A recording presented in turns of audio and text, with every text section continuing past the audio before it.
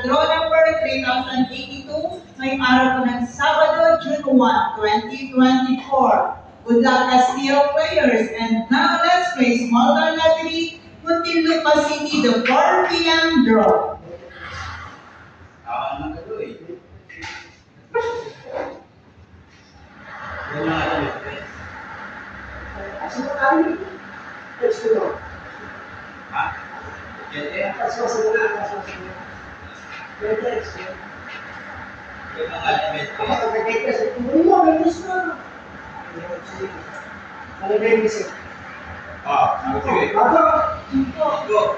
First winning number is number 505. Alam po naman natin ang susunod na winning number.